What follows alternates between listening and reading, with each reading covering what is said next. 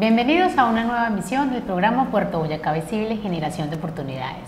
Este programa busca vincular a toda la comunidad en la transformación del municipio, creando nuevos modelos de desarrollo. Continuamos hablando de las políticas y hoy abrimos con la segunda, que es la política económica. Puerto Boyacá Visible propende por una política económica donde se van a manejar ejes como el desarrollo económico y empleo, el desarrollo agropecuario y el desarrollo turístico.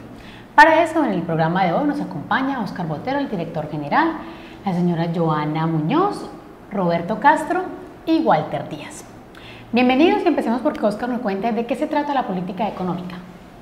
Bueno, buenas, Yasmín, y a todos los compañeros de la mesa. La política económica no es más que un eje, una política pues que hemos conformado hacia dónde queremos llevar a Puerto Boyacá en el tema de la parte de, como lo dice su política, la parte económica, la generación de empleo, la generación de agroindustria, la generación de industria también, de aprovechar todo lo que es el tema logístico, comprendiendo el tema de navegabilidad, de transporte con la Ruta del Sol, el tema agrario, un renglón importante también para generar una economía. Al fin y al cabo nosotros hemos avanzado mucho en la parte pecuaria, pero tenemos que iniciar fuertemente la parte agrícola, que la hemos tenido totalmente abandonada, no ha sido nuestro renglón fuerte, y vemos en todos estos temas de seguridad alimentaria, todo lo que se viene a nivel mundial y nacional, que le tenemos que apostar pues a un tema como estos. Tenemos las tierras, tenemos la gente, tenemos la capacidad pues de hacerlo, y entonces lo que tenemos que empezar es a trabajar. Ya ahorita de pronto Roberto nos va a hablar más de ese tema en la parte de capacitación, de empezar a mirar las zonas que vamos a desarrollar a cada sitio. Entonces es un tema general. También está pues Joana, que ese es otro tema importante para tener un buen desarrollo con el tema del turismo, que tenemos nosotros un reto grande, que es hablar mucho de él, pero ir a la parte ya práctica. No podemos seguir solo en el discurso, sino que tenemos que empezar ya a encaminarnos en un tema serio con el turismo, y Joana en eso pues yo pienso que nos va a dar grandes luces, y ya el trabajo que se ha hecho con el equipo de turismo hemos avanzado. Entonces es en general una política de tener una economía propia, de que cada sector esté desarrollando una actividad económica acá y no sigamos dependiendo únicamente del contratista que viene a una actividad petrolera, del contratista que viene a hacer una sísmica o algún gasoducto, oleoducto, que es en realidad lo que nos ha generado esa actividad económica en Puerto Boyacá. Igualmente hay otro renglón que fue fuerte de pronto en unas administraciones anteriores, que era el tema de contratación, el tema municipal, pues el presupuesto importante que tenía el municipio, y hemos visto que también eso ha bajado. Entonces tenemos que buscar otros renglones, y yo pienso que este programa lo vamos a dedicar a esbozar claramente lo que piensa Puerto Boyacá Visible con respecto al tema económico de Puerto Boyacá y hacia dónde tenemos que llevar nuestro municipio en torno al empleo, que en torno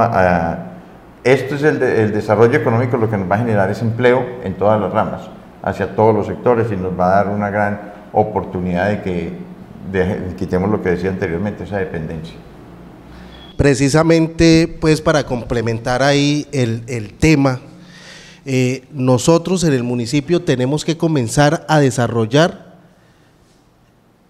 esa política de desarrollo de economía local sostenible, porque cuando un municipio cuenta con sus propios recursos y comienza a circular el dinero, de alguna manera pues hablando, nosotros encontramos factores que van a redundar ¿en qué? En el beneficio de la comunidad, de la gente, y es allí donde nosotros comenzamos a potencializar, ¿sí?, factores tan importantes como los que hablaba Óscar, ¿sí?, el desarrollo agropecuario, servicios y una cantidad de cosas que vienen enfocadas pues a una economía propia, y esa es la parte fundamental en la cual pues el movimiento ciudadano Puerto Boyacá Visible está como enfocado, está en ese estudio de generar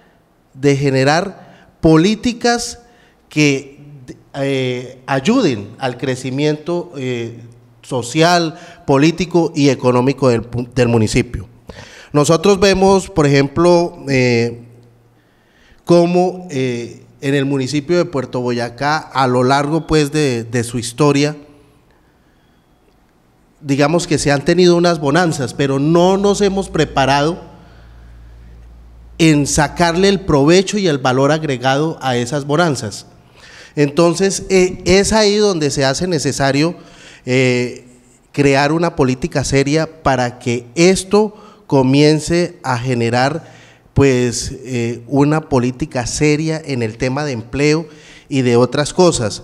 Pero primero los habitantes del municipio de Puerto Boyacá deben meterse en el cuento de que nosotros somos capaces de generar ese desarrollo económico local sostenible y que eso implica algunos factores importantes o 4 factores importantes en este tema, como es el desarrollo económico como tal, el desarrollo social, el desarrollo ecológico y el desarrollo político. Estos 4 componentes, amigos, son totalmente fundamentales para que esas políticas que se implementan dentro del desarrollo económico local sostenible tengan, digamos que una aceptación o comience pues a generarse verdaderamente este progreso en esa materia. ¿Y por qué nosotros nos preguntamos, ¿y por qué se hace necesario hacer este desarrollo local sostenible? Porque muchas veces, por no decir que nunca, al gobierno central le queda difícil, digamos que generar esas soluciones a los municipios.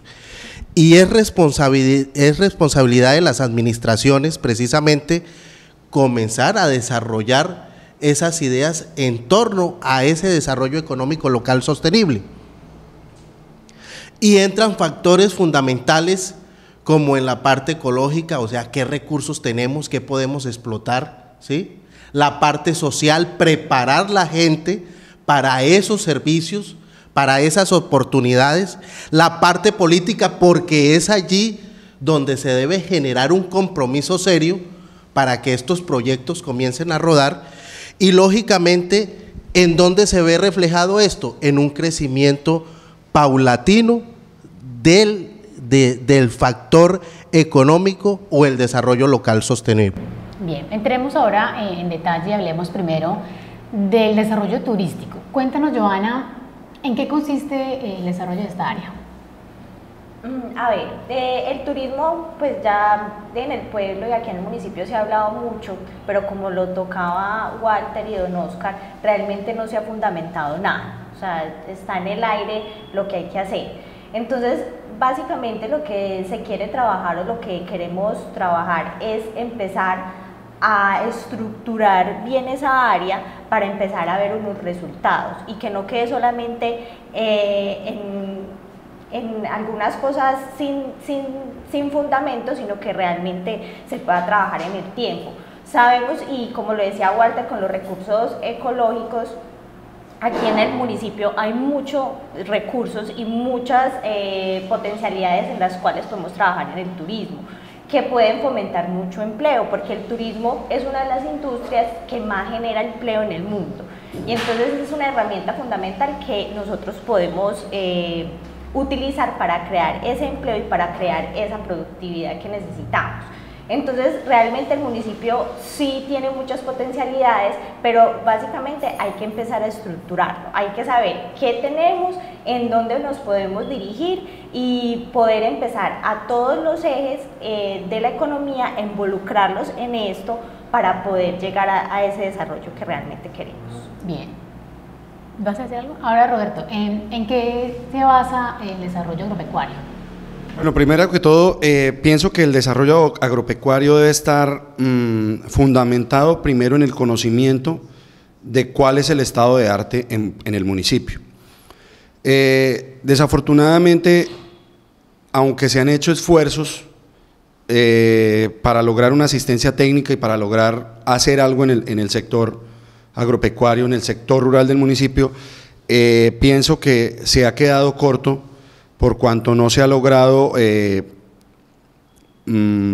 alguna meta, algún indicador preciso sobre lo que debe ser.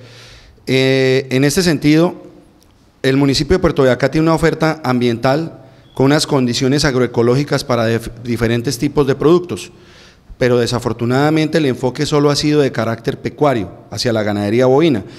Y el sector agrícola, de cierta forma, en un inicio se dio, cuando se dio el proceso de colonización, con los cultivos de maíz, e incluso sorgo, arroz, soya, pero esas zonas de cultivos fueron desplazadas, la frontera agrícola, una expansión de la frontera agrícola, y esos productores agrícolas pasaron a la parte de la serranía, por decir, a sitios más alejados, y las zonas que eran potenciales para la agricultura se ganaderizaron, por así decirlo.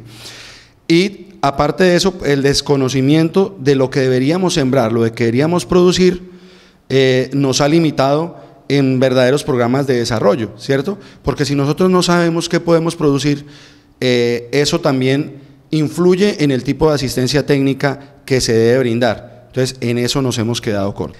Es importante ahí, Roberto, explicar también qué parte ha sido pues clave para que ese proceso se haya fracturado. Si es el desinterés de la misma gente, de la misma población, si es falta de organización y políticas claras dentro de la administración, o por el contrario, si no hay pues como las condiciones, claro que usted lo decía, que es un municipio con todas las condiciones para desarrollar este tipo de proyectos. No, pero perdón, yo pienso que ahí hay un tema importante en esto, y lo hemos visto en el tema ganadero, que es el que de pronto vimos desarrollar. Sí, pero ha sido como el individualismo. Cada cual marca un tema y se va por ahí, y el vecino puede ir por cosas muy diferentes, ¿sí? Entonces no tenemos como un desarrollo sectorial, y que usted puede decir, y le voy a hacer un ejemplo, que en Guanegro, Pineda y todo este sector sean expertos en el tema de plátano. No existe eso. Que si aquí vinieran hoy, era un tema que hemos trabajado. Estuvieran especializados por sectores. Correcto, por sectores. Por eso es que estamos hablando, Oscar y amigos, dentro de esas políticas de desarrollo local sostenible, hacen parte fundamental un punto que es el desarrollo social, y es ahí donde debemos entrar a combatir la cuestión, pues para que esto tenga una dinamización y que pues se lleven a cabo los proyectos tales y como tal. Y el ejercicio es el siguiente: usted llega a una zona cafetera y usted consigue cualquier empleado y sabe del tema de cafetero, sabe que es ir a soquear, que es ir a hacer una limpieza o ir a coger café, todos lo saben. En este sector nosotros no podemos encontrar sectores especializados en algo, todos lo hacemos. Si a nosotros, en el tema ganadero, repito, si nosotros vinieran hoy una persona y nos dijeran, ustedes están dispuestos a suministrarnos X número de animales semanales o mensuales de estas características, no lo podríamos hacer, porque cada uno ha manejado temas diferentes y cada uno tiene una distinta tipología de animales, ¿sí? Y en el tema agrario nos ocurre más o menos lo mismo, ¿sí? De pronto se han hecho cosas muy en determinados sitios, pero cosas muy distintas. Por allá uno llegó y dijo en Cielo Roto yo voy a sembrar aguacate, y el otro dijo por allá en Pinzo vamos a sembrar cacao, pero no hemos hecho como un desarrollo organizado, y eso es lo que más se ha enfocado al método de ensayo y error, ¿no? Entonces es como más lo pragmático. Yo voy a sembrar tal cosa y si me da resultado, pues como que lo implemento, pero no en gran escala, ¿cierto?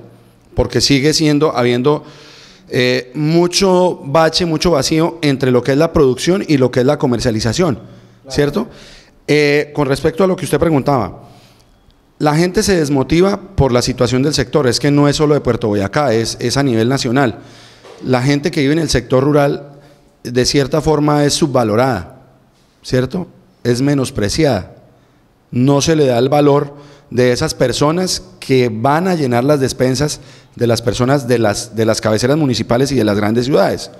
O sea, y debe ser lo contrario, sí, por eso. Debe haber un apoyo total. Quienes trabajamos en el sector agropecuario debemos sentirnos orgullosos porque somos quienes estamos suministrando los alimentos para garantizar el consumo de esa población que necesita diariamente comer algo, ¿cierto? Eso por un lado. Lo segundo es que al no haber una política clara, unos programas, una información clara, yo no puedo decir, voy a ayudarlo a usted a que produzca en ganadería bovina este tipo de ganado de acuerdo a lo que usted tiene, ¿cierto? O si estamos hablando de cacao, o si estamos hablando de plátano, como no tenemos la información, no sabemos por dónde meternos.